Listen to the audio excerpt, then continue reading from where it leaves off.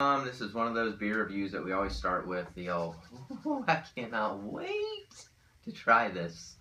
This will probably be in the top 10 of 2015 in my end of the year beer reviews. So this is Wicked Weed's Freak of Nature Double IPA. I've only had this one time.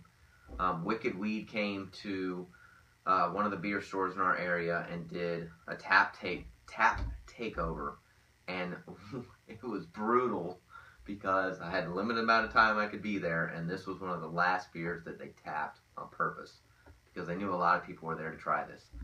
It's a double IPA. I've only tried it. I've only had 16 ounces of this beer, and it was awesome. So if you watch any of my other beer reviews, I'm a huge IPA fan. I love double IPAs. I love big hops. Stone and Joy By was my number one beer last year. This is going to probably, potentially, I hope, maybe kick it out of the number one spot. So they're out of Asheville, North Carolina. Wicked Weed does some phenomenal beers. They're really into some unique things. I've never been to the brewery. I used to go to Asheville all the time, and it was right before they opened. But they do a lot of really different beers. I mean, they do Belgians, triples, they do IPAs, they do double IPAs. But their beers are really unique, and this is the first time they've ever bottled this beer. So I paid $6 for this really cool looking bottle. It's 8.5% ABVs. It was bottled on 8/13 of 2015, and it's 9.6, I think. So it's 2.5 weeks old. It says, Freak of Nature is an unusual, unexpected natural phenomena, an outlying West Coast double IPA brewed with an abnormally large quantity of hops, a delicately crafted and crushable ale designed for fresh and immediate consumption. Hophead's vice or downfall. What else do you want to know? It's dank, tropical, and drinkable. It's a freak of nature. Keep it cold, keep it fresh. So, very cool label. I love this bottle. I think it lends to what Wicked Weed is doing. It's not the big traditional bomber bottle, as I call it. It is 1 pint, 0.09. So it's very similar to everything else. It says, I'm reading all this because I gotta get this in. The focus of this beer was to create a hop delivery vehicle. We dry hop this beer at a rate of almost 4 pounds of hops per barrel. The resulting blend is a dank and citrus forward hop that makes a palate-changing experience.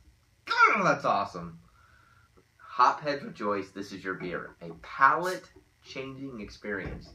So many beer descriptions these days I think are boring, and it's citrusy and it's nice and it's wonderful and it's hoppy. Palate-changing experience, and that is exactly what I remember when I tried this beer. It explodes with hops and citrus and piney, and it's deliciously drinkable. So, double IPA, a little bit cloudy. A lot of them are. Quite a bit of carbonation right now, but kind of a thin head on it at the moment. Smell this. I remember this thing being awesome. Yeah, it literally smells like the whole resin of the hop was squeezed in here. It smells extremely, almost insanely fresh. This is exactly what I remember. It just smells like the juices of the hops with a little bit of kind of orange and lemons in there just to kind of balance it out, but it's just hop explosion. It smells what I call sticky. This is exactly what hopheads seek. So, to that point, cheers.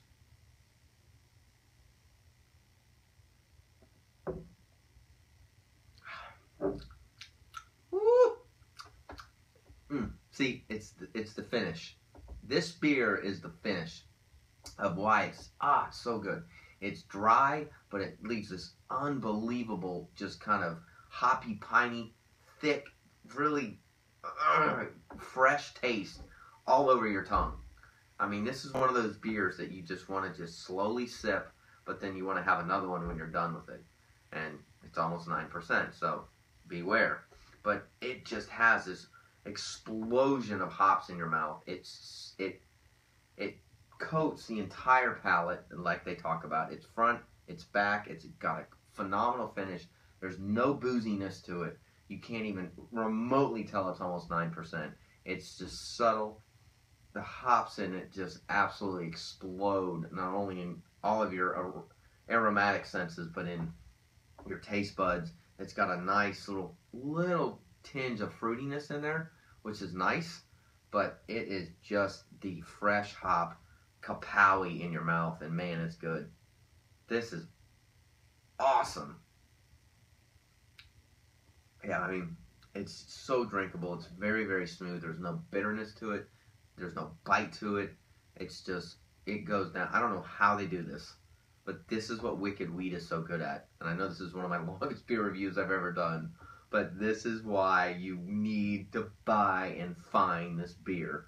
So supposedly the rumor is they're going to ship out a few of these locally on the East Coast for a while. And what I mean by a few of those is a few cases to each location.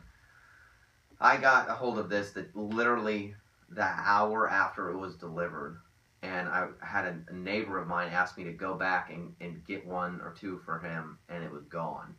That's how sought after this is. And when you drink it, you will find out. This is probably now this is probably my favorite IPA right now. And that's the problem. It's so hard to get, which is a good thing for Wicked Wheat, a bad thing for us hop lovers. But man, this is it. This will definitely be in my top 3 of 2015. If you've tried it, leave us comments on our YouTube channel or our website. Please like the video if you like it. Please subscribe to our YouTube channel. And we appreciate you watching, and we will see you again real soon. Cheers.